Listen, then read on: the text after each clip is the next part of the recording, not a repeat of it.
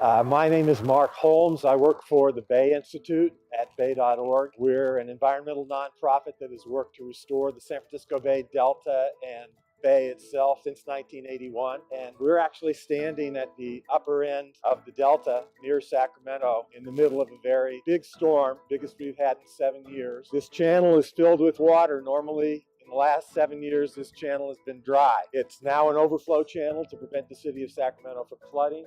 And so it's filled with water, the precious commodity in California that the Bay Institute was established to help conserve and make sure that the wildlife had enough water. In California, we actually have taken so much water from the second largest river, the San Joaquin, that it runs dry now in the summertime completely. We try to give that river back to the fish when they need it.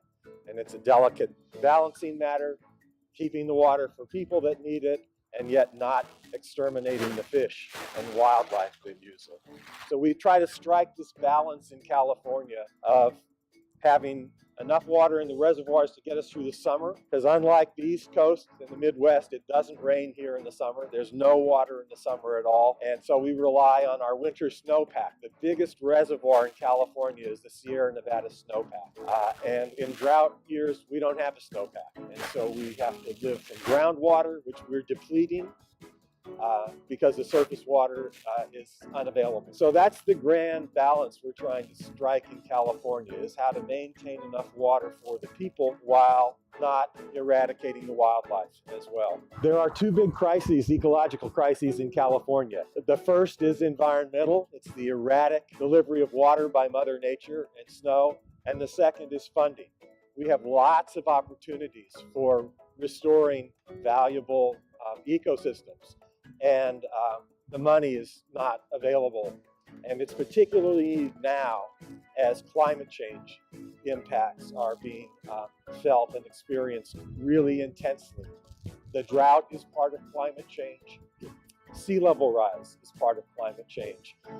This is a significant restoration project that was financed about 20 years ago. The Yolo bypass area provided really important habitat for the waterfowl and for fish in California.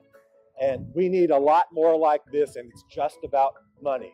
So the most important thing, in my opinion, that can be done to inspire and motivate young people to get involved is tell the truth. Give a clear message about what's going on.